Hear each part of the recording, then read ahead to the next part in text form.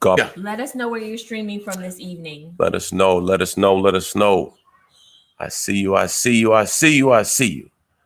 Be blessed. Be blessed. Be blessed. Well, yeah, it's been interesting week for us this week, to say the least. And I don't know if you guys have had those interesting weeks before where things happen unexpectedly and you have to kind of navigate through life together. Correct. And we've had one of those weeks.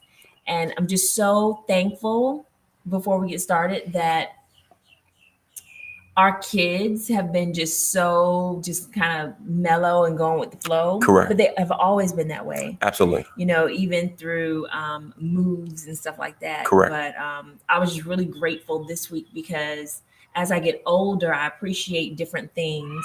And JOMO and I have gone through so much together that it seems like the more we go through, we don't, like go apart, we come together and we come together stronger because Correct. We know, okay, regardless of what we're going through, regardless of what it looks like, we have to do this together in order to make it through. Well, that's the reality of completion versus competing, understanding that we're trying to work together. We have an overall goal to build a great marriage and to be successful in the marriage. So Right. with that, you're going to get lifestyle transitions. You're going to get adjustments. You're going to have kids. You're going to have death. You're going to have life. Right. You're going to have parents coming. You're going to have parents going. Right. You're going to have all kinds of financial moving. You're going situations. to have all these things that come at you, and you have to be able to adjust to life because Right. life's going to happen. Right. And the question is not what happens to me, but how do I respond to what happens to me?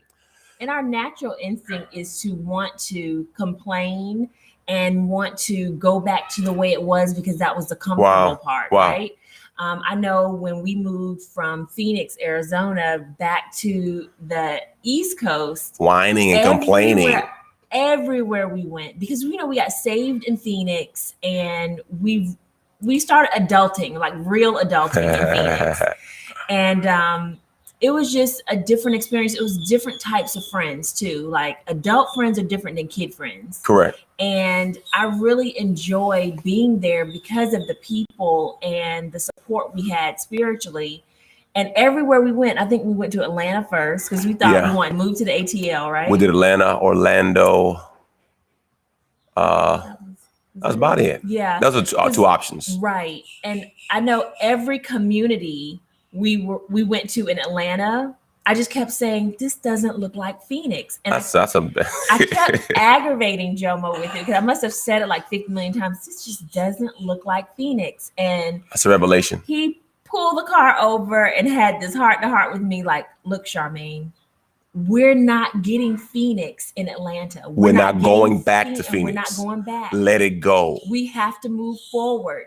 Phoenix was like season. Our breast milk. It was our child. That's good. Time in the Lord. And now the Lord is, growing us. And now we have to be the people that we looked up to in Phoenix. And we can't get Phoenix. He said, even if we go back now, it wouldn't be the same. Because the people are gone. Yeah. Everybody has moved on and spread out. And it was definitely a turning point for me mentally because mentally I was still back in Phoenix. She was locked in. But we were moving. Yeah. And I just had not digested that. Sometimes in life you get so stuck in a season that you can't move. Right. And not saying that it's a good or bad thing. The problem is we transition and we have to move. The Bible says there's a time and a season for everything under the sun. Mm-hmm. And that was a great season for us. But then God said, okay, now I want you to take what you learned in that season, and I want you to be an incubator for other people. So many of our things in our life that we've learned through relationships we had in Phoenix. Right. And now we have taken some of the skills and tools, and now we try to give it to others. Right. By the way, didn't tell y'all, my name is JOMO. I'm Charmaine. And we've been married now 23 years, and we come together on Friday nights and just have real, raw, and relevant conversation about life. Right. So this week, as we're dealing with lifestyle transitions, how to deal and manage the change as a couple. It's funny. I heard a story about a person riding a motorcycle, and the rider in the front had a passenger on the back. For example, I'm driving the bike and Charmaine's on the back. They say when you go to turn on a motorcycle, everyone has to lean. And sometimes in relationships, we don't realize that we're turning and we have to lean in. Right. You got to lean into the turn. You got to adjust it, because Right. ultimately, if you don't do that, someone's going to fall off the bike. Right. Now, I ain't You trying to get say off that, but balance. you get off balance. But I'm Mhm. not trying to anybody going to fall off the bike. But I'm saying, when your husband lean. Now, let's Right. make sure the husband is doing the right thing, Right. so that you're leaning in the right direction. So When I move, you move. just like that. So tonight, All right. we're dealing with I Don't Have a Cousin's Chronicles. We're just gonna flow. We don't. Yeah. Not this week. Okay. Okay. So lifestyle transitions. I think this is really good because we all deal with it at some point. Mhm. If you have not dealt with a lifestyle transition, you haven't been married long enough. Because Yes, Jesus. if you're married long enough, Stuff or gonna in a happen. relationship long enough, you are going to deal with lifestyle transitions. Stuff gonna happen. So, for example, the death of a loved one, the birth of a child, financial situations, a move, an injury or illness, you're going to deal with one of those things, or Correct. some type of transition. Absolutely. So, how to deal? Number one, realize transitions are a matter of perspective. You Correct. can look at the negative, or you the can look at the positive. positive. And that's the perspective about it all. I know that as I grow, I'm learning more, and things change and adjust. I mean, thinking that I have a 21-year-old son Right. in college. My God, my daughter's 17. My baby boy's 12. Right. I'm thinking to myself, these are my babies, but they're no longer babies. Thinking about the loss of my mother and father, and the shifting and transition of that is just Right. it's part of life. So you have Right. to embrace the season you're in Right. and live it, Right. and not, feel so discouraged about the season that you lost, Right. but embrace the now. And find different ways to do things that you love. I remember when we had a transition and we moved to Orlando, and we didn't have a lot. We were going through a financial transition Yes, as Lord. well as a move. And Orlando was a perfect city for us to do that because they had so many activities and things you can do For free. So I would listen to the radio station, and I found out through listening to the radio station that they give out free movie tickets once a week. And Yes, you have Lord. to go to where the location was for the radio station, and they would tell you that they were going to be in some type of park or doing some type of event. It was kind of crazy. It was, but you would get free, and it was always like a Disney movie or some type of cartoon or whatever. So we did that, and we would take a little JOMO, and I wonder sometimes if the gas to get to the place was worth the ticket. It was, because Orlando movie tickets are different price. It's like $25 per person in Orlando, because you getting all the scenery with the movie. The Disney premium. Yes. Okay. And I would tell little Jomo that we were going to Disney World when we were really just going to Disney Springs, but he didn't know any difference. I would pop him in that stroller. Downtown Disney. Or downtown Disney. Yeah. And we would sit in front of Rainforest Cafe, and he would watch the animals move on that thing. Exactly. We would watch the hot air balloon go up and down. I mean, that was his Disney World. Correct. He don't know no better. Listen, Look, when you're going through a challenging season, the playground is Disneyland. the playground is everything. Listen, you outside. Right. Go turn the hose on. You at the water park. You get really creative. You go to the pool, at the apartment complex, and you got to figure it out. That was a day out. Go to the beach, do some free It's things. your perspective, man. It is. You can enjoy any time of life. It's just how you decide to look at it. You know what Paul said in Philippians 4:12? I've learned how to abase. I've learned how to abound in all things. I've learned how to be content. Yes. You have to learn how to be content in the That's season good. that you're in. Right. That's a great not life transition, a life principle. Yeah. Yeah. Learn how to fast and learn how to be full. Learn how to run and learn how to be on E. Just embrace where you are. It's funny. I was coming back from college one time, and I stayed at a friend's house for Thanksgiving. Didn't know the guy like that, but they invited me to be with them for Thanksgiving because I didn't have a place to go. Anyway, it was somewhere in Ocala. On the way back, we ran out of gas, and we were on I-10. And I don't know why I decided to stay with the car.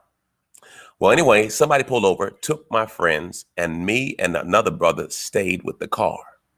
I don't know why the brother didn't leave the key, but he took the key with him. So we were on 75, and at the time, the sun was out. But little by little, the sun went away. So we're on the side of I-10, and trucks are going by. Now, when the trucks are going by, you don't realize how much wind is hitting you. Right. But when you standing outside, oh man, that wind hit. And I made the decision that we need to move. And so we decided to walk. Uh-huh. And I don't know how many miles we walked, but we found an exit. Mhm. And my God, when we found that exit, y'all, we went up into that bathroom and hit that the blower because our hands were so cold. And we were hitting the blower and getting our hands. And to realize we could not stay in that spot. We had to move. And That's sometimes good. you stay in a spot longer than you're supposed to because you're waiting Right. for something to change. And I realize sun's gone. It's nighttime. Right. This ain't going to change. I need to move. Right. And we walk to a rest stop. And sometimes in life, you got to find your rest stop. Oh, that was That's good. good. Oh, I might be, God might gifted me. Praise the Lord. Amen. All right. Number 2, Charmaine. Number 2, don't set yourself up. Don't set yourself up for failure. Wow.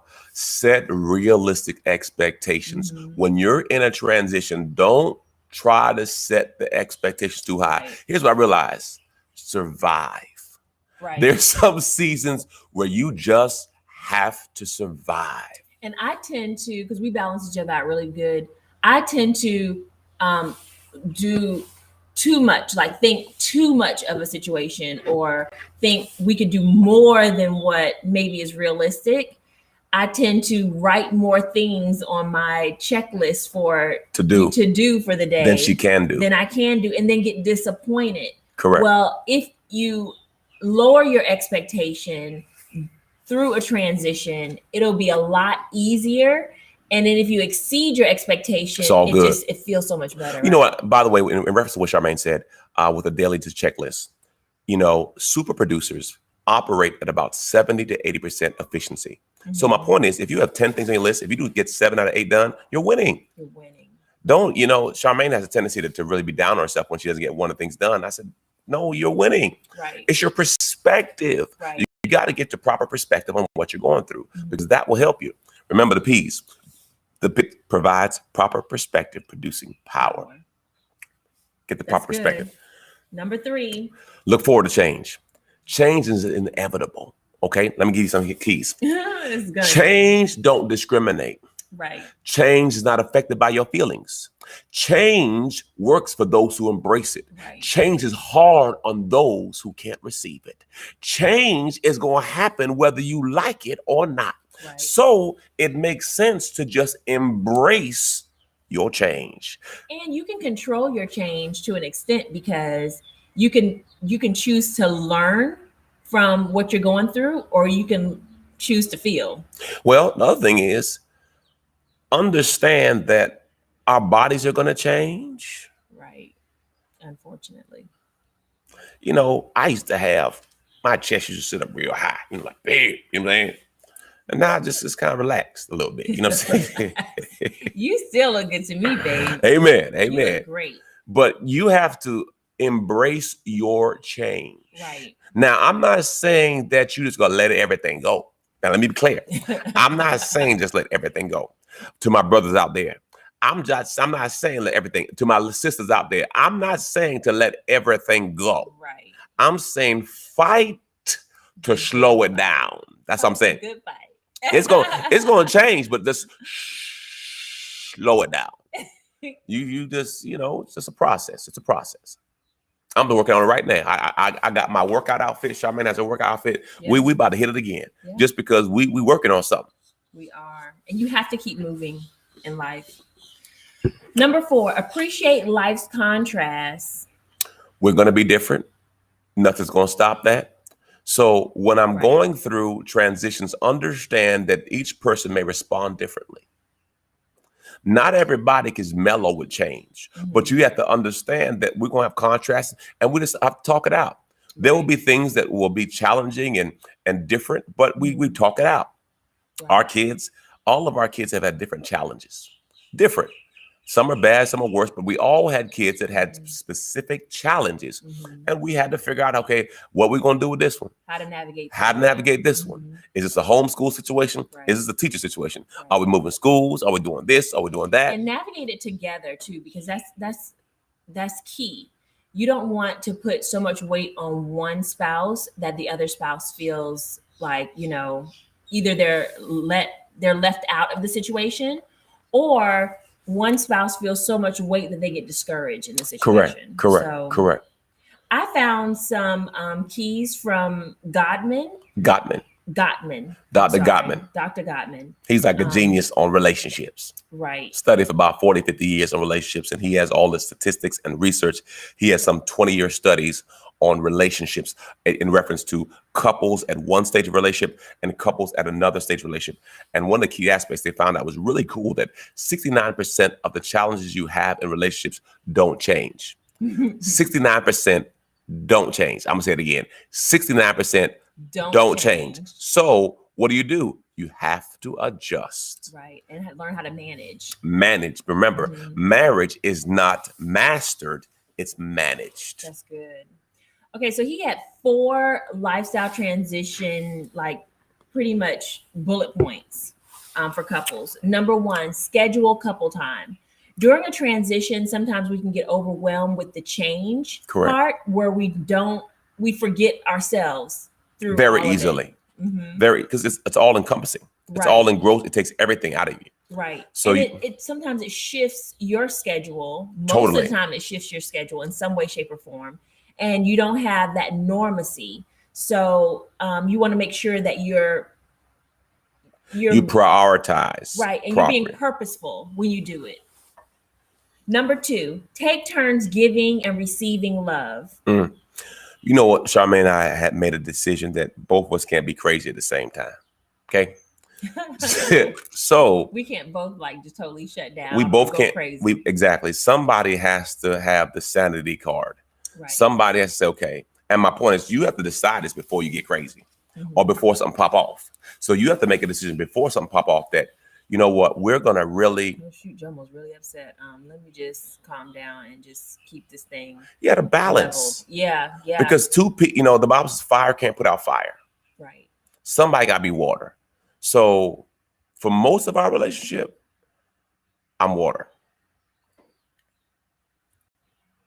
I don't know if he just stabbed me or not. No, I'm just talking about how you have to adjust and adapt to situations and seasons, because I respond differently to things. Yeah, you do.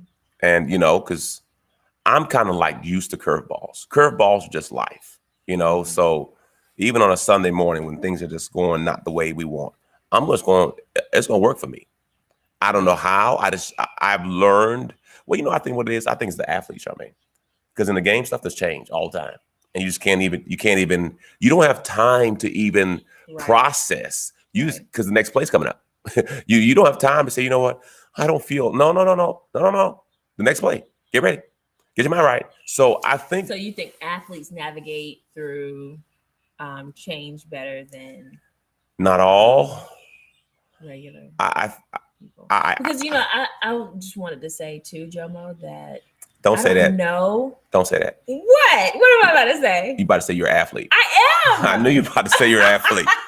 That's why I said don't even say that. Don't even claim that. I am. I'm speaking that in the name of Jesus. Well, Charmaine, an athlete has to have either speed or endurance.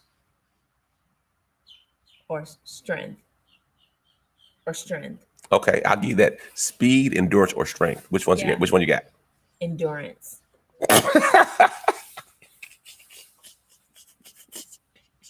We're not talking about mental endurance.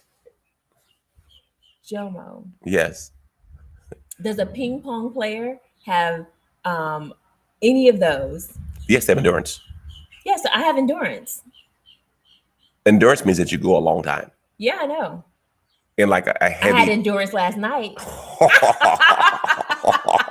I'm joking.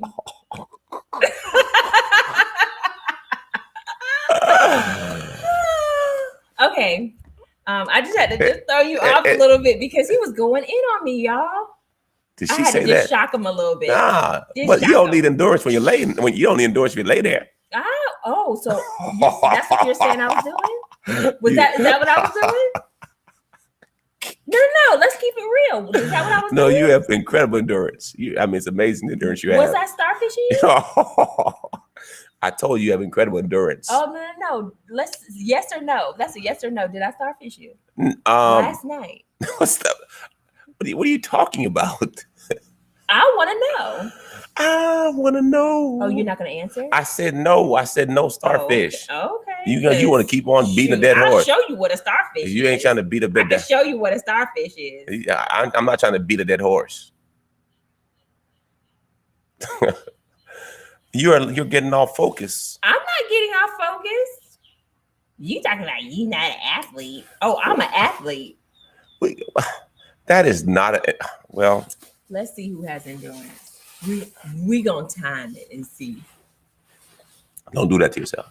Don't do it to yourself. Men and women are built differently, though. I know. And that's why I said don't do that to yourself. Number 3, wow. Create rituals. Wow. Do you see? Wow. What rituals have we created in our relationship? What rituals have we created? I think that we have more family rituals. Like what? We like to travel, but we just haven't been able to travel of late. That's not a ritual, though. Well, you like the whole Christmas ritual. You bought that Christmas ritual. Me. Yes. Us as a couple. We don't have any rituals. We had it pre-COVID. I think we had it pre-COVID. We had a really good ritual with our date nights and our circles and our movies. That was really good. We ain't went back there yet, though. I need to get back to that. That was good. I really enjoyed it. I'm going to come up with some more rituals. Yeah. But we do kiss. Yeah. A lot. Mm-hmm. Well, that's not enough. I wouldn't say a lot. I wouldn't say a lot. We don't do it enough. No, we don't. Okay, you see. So I got to work on that. No, we do it. It's like a smooch kind of thing. We don't like kiss. Yeah. Like kiss. Yeah, like kiss.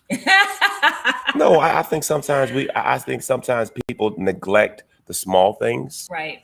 And even if you're talking about as foreplay, I think that the challenge is sometimes people only kiss before sex and don't kiss in the morning, kiss when you leave, kiss when you say goodbye. And sometimes it's just, that's what I'm saying. Right. You know, I think that kissing should not just be a prelude to sex, but it should be just a part of our consistent engagement. And I think it's really important for the married couples that have children to be affectionate with each other in front of your children. Balance. Children. I agree with the affection, but some of y'all get a little too much in front of the children. Really? No, I'm not against the affection. I'm saying, you know. I'm talking about like hugging and kissing. Yeah. I agree that. I agree. Like that. Because your children are going to mimic you when they get into a relationship. And I remember my parents being affectionate in front of my brother and I. And I know the bird is like right on the chimney. Yeah. He's like, they're trying to record, so we're going to mess them up. I want to get the BB gun. Oh, that's not nice. We're not doing that. Have some bird lunch. Whatever. He would not do that. One of our football friends, when we were in Phoenix, he used to hate these, it was birds that would come in his yard, and he was like reseeding his backyard. So he had a BB gun, killed one of the birds, and felt so bad. They had a whole funeral for the bird outside. Foolishness. You remember that? Yeah. It's Anthony. Dog, you just gonna put him out there like that? Charmaine didn't say his last name. How many Anthony's are in the world? In the world, Chris. Oh, golly. I said Anthony. There's a billion Anthonys. That was playing football the same time you were. Yes. On your team. Yes, there's more than one. It was? Yes. Okay. That's what I'm saying. Yes. And I've been on 3 different teams. So there's a lot of Anthonys. Not in Phoenix, but whatever. Well, now who said Phoenix? Who said Phoenix? I had already said Phoenix. But we didn't say we're not talking about this right now. Whatever. But it was funny because sometimes you do things and you think you're going to be good with it, and then you have so many regrets, and you don't think about the consequences until Lord, next point, the bird is limping on the ground. Anyway, number 4, forgive quickly. Wow. Now, I think this is probably the most difficult aspect of life, the ability to forgive someone. And it's so difficult because we get offended so easily. It don't take much to offend me. I've learned how to deal with it, and I don't let it bother me. But that's, stuff bother you. Right. But it seems like in relationship, you have to master forgiveness and you have to master confession. So the two things every successful believer must master. You cannot grow if you don't master these two things. Mhm. You have to master confession and you have to master forgiveness. If not, you'll be defeated because Right. the enemy works in offense. So I have to learn how to say, listen, I blew it. I made a mistake. I fell short. I couldn't do it right. I apologize. And then I have to be able to say, listen, I have space in my heart to forgive you. Right. And that is something that we just have to consistently master. I think during lifestyle transitions, when it comes to forgiveness, it can be harder because you're already at a different stress level. And you have to be cognizant that we're going through something right now. We're all stressed. We're all out of our comfort zone. We're all going through whatever it is, whatever the transition is. And we have to give each other extra grace in these times than when things are more neutral and normal and comfortable. So What I try to do is I try to keep my grace account full. right. What do you mean by that, Jomo? If I'm bankrupt of grace, I can't forgive you. I think constantly reminding each other too as a couple that hey, we're going through this and we're going through it together. And I know you may be going through a lot and Yeah. I forgive you. You know, even you may even want to say I forgive you even if they don't even say I'm sorry because they may not even be thinking about how they are acting correct. because they're stressed. There's a couple statements I say with in reference to forgiveness. Forgive again so you can live again. Let it go so you can grow. Right. Now, the Bible says that if a person offends you and they ask Jesus, how many times should you forgive? Right. And then Simon Peter said, 7. Is 7 enough? Mm-hmm. And Jesus says, no, 7 times 70. Right. So we're not going to count the 490 times that is. Right. But you have to have a heart for forgiveness. Now, Mm-hmm. and this, obviously, if we're talking about marriage, Right. we have to learn how to limit offenses. Right. Meaning it's hard to forgive a person if they keep doing the same thing Right. over and over again. That's difficult. I was thinking about like a new mother having a first time baby, and sometimes the mother can offend the father, or vice versa. Like just being overprotective over the baby and really That not happened with knowing us. what to do. We do that. I do that. I And, feel that way all the time. I felt that way many times. No, Charmaine, you're super protective.